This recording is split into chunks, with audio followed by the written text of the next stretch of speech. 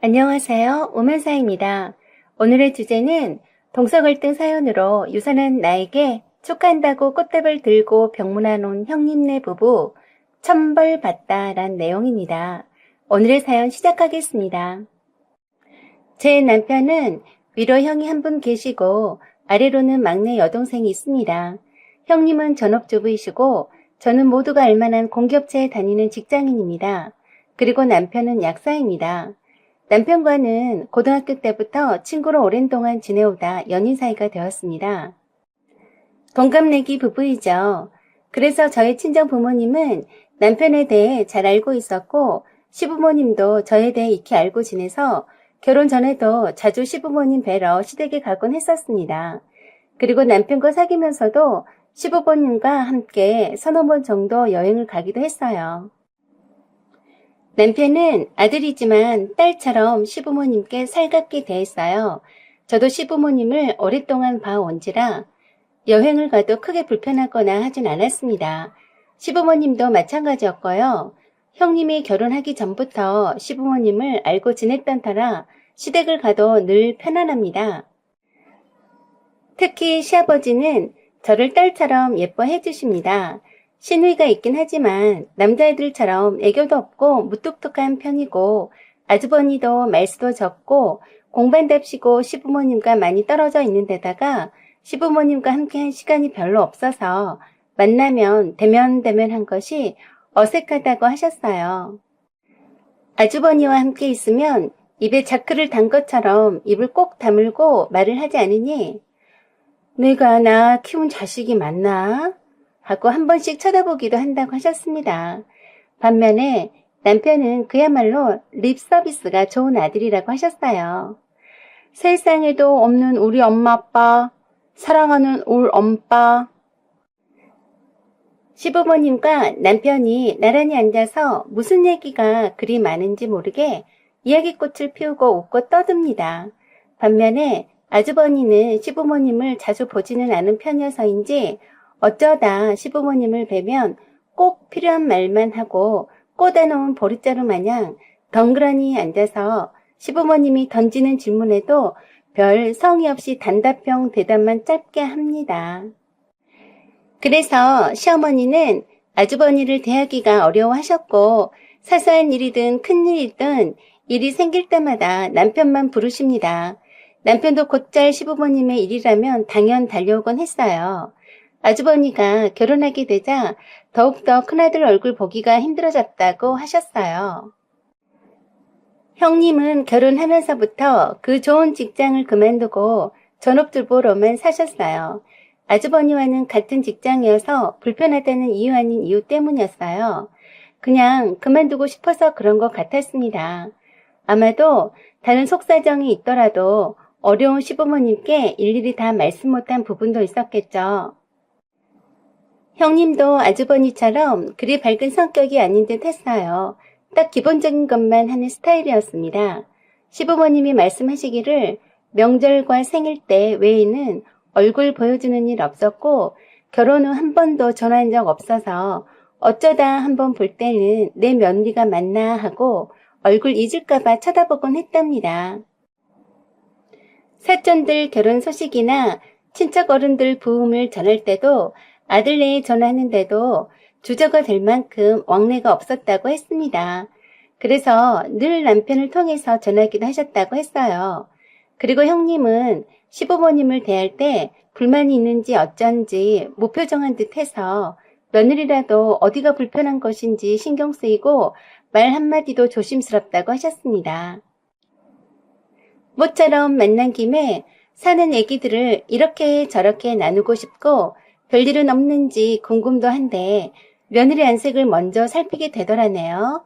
특히 큰아들인 아주버니의 근황도 알고 싶어서 물어볼라 치면 너무도 성의 없게 그냥 잘 있다라고만 하고 말아서 더 이상 물어볼 수가 없다고 했어요.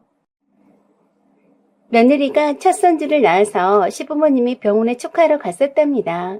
시부모님이 수고했다고 하시면서 현금 50만 원을 두고 오셨다는데 그 다음날 웬일로 병원에 있는 며느리가 시어머니께 전화를 다 했나 싶었는데 다짜고짜 그러더랍니다.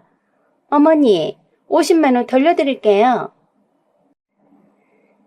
제가 거지도 아니고 어디에다가 납부끄러워서 누가 알까 싶네요. 어머니가 평소에 저를 못마땅해 하시는 거 알고 있지만 어떻게 첫 손주 안겨드렸는데 50만 원을 던져주고 가세요? 남들은 며느리가 안 이뻐도 손주가 이쁘다고 몇백만 원씩 아니 1,000만 원 단위로 주고 가신다는데 너무하세요. 갑자기 따지듯이 물어 뜯을 듯 하는 소리에 깜짝 놀라셨대요. 그리고 따발통처럼 쏘는 듯이 말하는 모양새를 보니 또 한 번 놀라셨다고 했습니다. 쌍으로 말수가 적어서 원래 그런 성격인가 보다 생각하셨다는데 말도 야무지게 잘하더라네요. 그러면서 자기 할 말만 하고서는 대답도 듣지 않고 감히 전화를 뚝 끊더랍니다. 말단 행정공무원으로 재직하시다 퇴직하셔서 평생 근검 전략이 몸에 배이신 시부모님께서는 대학교 공부까지 지원해 주시고 결혼은 각자 벌어서 하라고 늘 교육을 한 터라서 장남이 결혼할 때도 신혼집 얻을 때 전세금도 보태주지 못했다고 하셨어요. 대신에 자식들한테 손 벌리지 않고 나중에 병원 신세 지더라도 자식들 힘들게 하지 않기 위해서 노후 대책을 철저히 해놓으시려고 노력하셨다고 하셨습니다. 그리고 다 큰 자식 대학교까지 지원했으면 되는 것이지 신혼집 장만까지는 아닌 것 같다고 하셨습니다. 넉넉한 집안이라면 노후 걱정도 하지 않아도 되고 기분 좋게 신혼집도 장만해줄 수 있으면 좋으련만 그렇지 못해서 안타깝다고도 하셨습니다. 아마도 형님네 신혼집 장만할 때 형님네 친정 부모님의 도움을 약간 받으신 것 같다고 하셨어요. 그것 때문에 약간 불만을 갖고 있는 것 같다시며 속상해 하셨습니다. 저희네 부부가 결혼 전에도 미리 말씀해 주셔서 시부모님께 처음부터 신혼집 장만에 보태달라는 기대는 하지 않았고 미리 모아두었던 돈과 대출 끼고 양가 부모님 도움받지 않고도 가능했어요. 예물은 넉넉한 저희 친정 부모님이 남부럽지 않게 해주셨어요.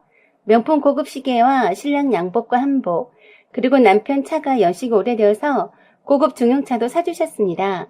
반지도 2캐럿짜리 다이아 반지였고요. 그래서 시부모님이 보답의 의미로 저에게도 2캐럿짜리 다이아 반지와 목걸이 풀 세팅으로 해주셨어요. 친정 부모님이 예단비를 넉넉히 준비해 주셔서 시부모님이 구색을 맞출 수가 있었다고 하셨어요. 저희네가 결혼식 준비로 바쁠 동안 아주버니는 단 한 번도 형이면서도 동생이 결혼식 준비는 어찌 되어 갔는지 묻지도 않았다네요. 결혼식장에서도 자잘한 신경 쓸 곳이 많은데도 남편 친구와 사촌들의 도움을 받아가며 진행했었어요. 그래도 장남인데 친척들 관계를 잘 알고 있는 아주버니가 나서서 지휘해주면 좀 더 수월하건만 동생 결혼을 동네 불구경하듯 하길래 부탁도 하지 않았다는군요.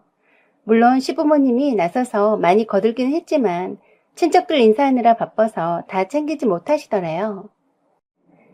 제가 신부 대기실에 있는데 손님 맞이해야 할 신랑이 보이지 않아서 친구한테 시켜서 신랑 좀 찾아보라 했더니 예복 입은 채로 음료수 박스 들고 나르고 있더라네요. 조금 후에 화장한 얼굴에 땀으로 얼룩져 있는 모습에 다시 화장 고치러 가고 정신이 없더라고요. 결혼하는 날에 여유있게 신부 옆에서 사진도 찍고 있어야 할 주인공이 땀 뻘뻘 흘리며 결혼식을 진두지휘하느라고 정신없어서 제가 물었죠. 아주버니는 어디에 계시는데 신랑이 나서서 다 하고 그래? 하고 말했더니 뒷짐만 지고 아무것도 도와주지 않는다고 했습니다. 신부 대기실에서 보니 정말 할 일 없이 뒷짐만 지고 이리저리 무료하게 돌아다니고 있더라고요. 조금 후에 형님이 신부 대기실로 오셔서 다이아 풀 세팅한 저를 보시고 가셨어요. 친구들이 오고 가는 말 속에서 시부모님이 이물로 다이아 반지와 목걸이 귀걸이를 해주신 걸 알게 되었어요. 결혼식이 짧게 끝나고 식사하는 자리에서 갑자기 형님이 엉엉엉 울기 시작했어요. 그것도 친척들이 모두 다 있는 테이블에서 시부모님이 들으란 듯이 울어 제끼더라고요. 저희네 부부는 한참 인사드리고 신혼여행을 막 떠날 참이었습니다. 왜 그런가 하고 모두들 이목이 집중되었어요. 형님 옆에서 다독이던 친척 어른분이 그냥 모른 척하고 떠나라고 하셔서 나중에 알게 되었는데 시부모님이 예물로 다이아 반지 풀세트 해주신 걸 알고서 차별한다고 서럽다고 우셨다고 해서 깜짝 놀랐습니다.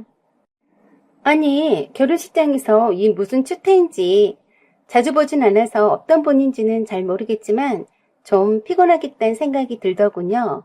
그저 시부모님이 해주신 거는 알고 보면 저희 친정부모님이 남편 예물과 예단비를 해주시니까 해주시는 건데 막말로 형님은 친정 쪽에서 신혼집 장만으로 도움을 받아서 따로 아주버니의 예물과 예단은 생략하셔서 시부모님이 알아서 이문하라고 2천만 원 주셨다고 했습니다. 아무튼 남편과 저는 신혼여행지에서 형님네 소식을 접하곤 매우 속이 상했어요. 저희네 부부는 여건상 강원도에 2박 3일의 짧은 여정으로 신혼여행을 다녀왔어요. 시부모님 뵈러 가는 길에 형님께 전화를 드렸어요. 실행해서 돌아가는 길이니 시부모님이 계신 시댁으로 와주십사고 말씀드렸었죠. 그랬더니 시큰둥하게 전화 끊더니 한참 뒤에 남편 핸드폰으로 아주버니가 전화를 하더니 어디서 감히 윗사람 보고 시건방지게 오라가라 하냐고 하면서 볼 일이 있으면 직접 찾아오라고 했다고 하더랍니다. 남편은 아주버니와 부딪히기 싫어서 알았다고 하고 바빠서 찾아갈 것까진 없다고 하고 끊었답니다. 완전 신경질적이네. 어이가 없네. 하고는 더 이상 꺼내지 않더라고요. 시부모님이 왜 아주버니네를 불편해하는지 알겠더라고요. 그 뒤로도 부딪힐 일은 없었어요. 워낙 두 분이 예민한 성격인 것 같아서 되도록이면 부딪힐 일을 만들지 않았거든요. 시부모님 생신 때도 형님이나 아주버니가 먼저 나서서 부르지 않는 이상은 연락하지 않았고 따로 만나서 챙겨드렸고요. 명절 때가 돼도 저희네 부부가 시댁에 제일 먼저 가서 편안하게 내 집처럼 지내고 있으면서 시어머니 도와서 음식 장만하고 있으면 오시더라고요. 그리고 저도 형님이 불편해서 따로 나와서 개인적인 얘기를 하지도 않았고 시부모님과 남편과 아가씨와 즐겁게 대화를 나눈 것만으로도 시간 가는 줄 몰랐거든요. 제가 친정부모를 잘 만난 탓에 경제적으로 어려움 없이 자라서인지 멋내기 좋아하고 화려하게 꾸미는 걸 좋아합니다. 평상시에도 주말에 시간 되면 아가씨와 시어머니 모시고 네일아트 샵에 가서 손톱 발톱 손질까지 함께하면서 하루를 보내기도 했어요. 형님은 따로 만나서 친해져 볼까도 했지만 또 오라가라 한다고 할까 봐서 겁나더라고요. 괜시리 잘못했다가 책 잡힐까봐 걱정도 됐었고요. 그러다가 제가 임신을 하게 되었어요. 시부모님께서는 기뻐하시고는 잘 낳으면 키워주시겠다고 하셨어요. 그런데 임신 6개월쯤에 아래로 심하게 뭉침이 잦아져서 병원에 입원하게 되었는데 결국은 자궁무력증으로 유산을 하게 되었어요. 첫 임신이라 철없이 다니다가 부주했다는 자책감이 들어 좀 힘들더군요. 기뻐하시던 시부모님도 실망이 크셨지만 기운 내라며 위로해 주시고 가셨어요. 그런데 시누이가 아주버니한테 연락한 모양이었어요. 입원해 있는 병실에 남편과 함께 있는데 형님네 부부가 꽃다발을 하나로 안고서 병문안 왔습니다.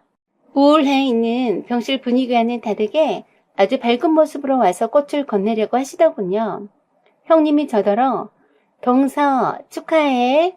아기 낳느라 고생했네 하는 겁니다. 순간 저는 제 귀를 의심했네요. 아무것도 모르는 것처럼 아이기는 딸이야 아들이야 하더라고요. 그 말을 듣자 저는 눈물이 왈칵 쏟아졌어요. 6개월이면 많이 컸을 텐데 단순히 거의 다 키운 아기가 죽었으니 마음이 찢어졌네요. 남편이 꽃다발 들고 있는 형님네 부부를 끌고 바깥으로 나갔습니다. 제가 제 딸이 낳은 줄 알고 축하해주러 온 거라고 생각했었습니다.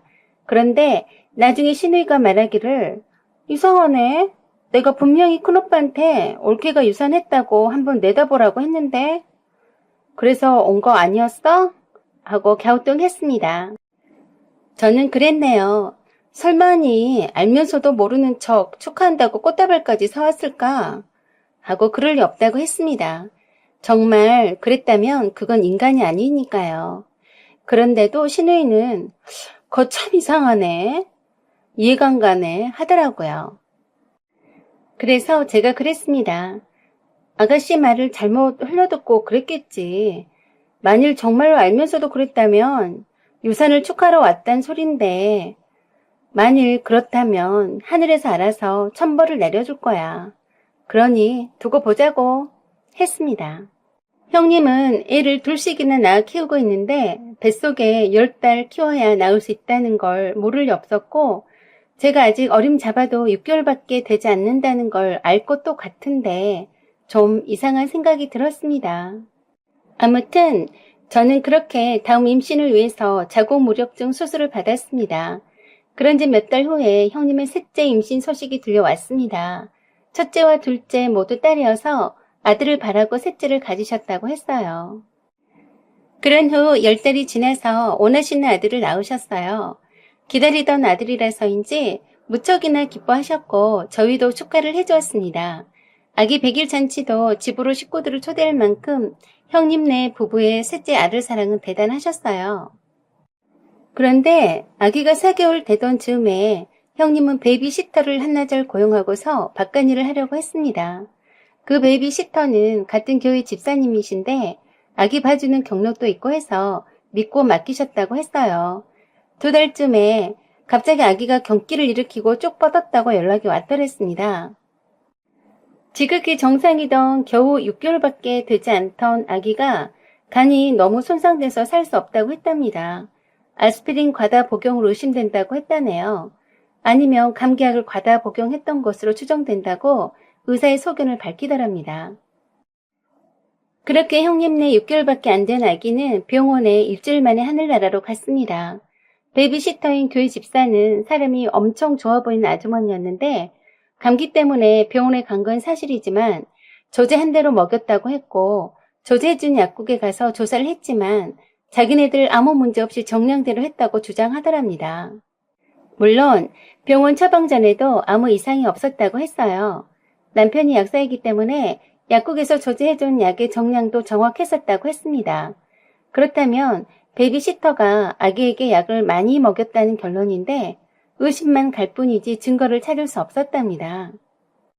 그 베이비시터도 교회에서 신망이 있던 사람이라 뚜렷한 증거도 없이 마냥 의심만 할 수 없었다네요. 막연히 약을 많이 먹인 게 아닐까? 어쨌든 아기를 잘못 돌본 건 사실이라서 원망을 했답니다. 형님네 부부는 하늘이 무너질 듯이 아기 잃은 슬픔에 가슴 찢어지는 고통을 맛봤다고 합니다. 저희네 부부도 그 고통을 이해할 수 있습니다. 저도 이렇게 아기가 갑작스럽게 죽었다고 하니 믿겨지지가 않고 충격인데 형님은 얼마나 힘드실까요? 아무도 들어오지 못하게 하고 아기를 안고 한낮을 보냈어요. 제가 들어가서 형님한테 이제 하늘나라로 잘 보내주자고 했고 죄짓지 않은 순전한 아기이니 꼭 행복한 하늘나라로 천사가 데리고 갈 것이라고 위로했습니다. 저도 그런 심정으로 아기를 하늘나라로 보냈어요. 하고 말씀드렸어요. 그랬더니 통곡을 하시면서 모두 다 내 죄다. 내가 죄가 많아서 아기가 죽은 거야. 하고 큰 소리로 외치면서 우셨습니다. 그리고는 갑자기 저에게 미안하고 잘못했다고 말하면서 동서한테 지은 죄를 우리 아이가 대신 받았다고 엉엉 우셨습니다. 저는 그런 말씀 하지 말라고 하면서 함께 얼싸안고 울었습니다. 오히려 제가 더 미안해요, 형님. 천벌을 받을 거라고 저주를 해서 그런 것이 아닌가 싶어서 정말 미안합니다. 하고 속으로 되뇌었습니다. 그 뒤로 저는 가엾은 형님을 친언니처럼 잘 따르고 시부모님이나 아가씨에게 하는 것처럼 잘 해야겠다고 생각했어요. 그런 저를 형님도 잘 받아주셨고 서로 따뜻하게 위해주는 한 가족이 되었습니다. 그러면서 점차 남편과 아주버니 사이에도 있었던 벽도 허물어지더군요. 서로 가졌던 오해와 불신도 점차 사라지는 느낌이었고 점차로 시부모님도 형님과 아주버니에게도 따뜻한 말을 건네시면서 사이가 많이 가까워지는 듯 보여서 참 보기가 좋습니다. 사연은 여기까지입니다. 여러분의 생각과 비슷한 경험 있으시면 말씀 나눠주세요. 그리고 구독과 좋아요, 알림 설정 부탁드립니다. 사연 제보도 기다립니다. 지금까지 시청해주셔서 감사드립니다. 좋은 날 되세요.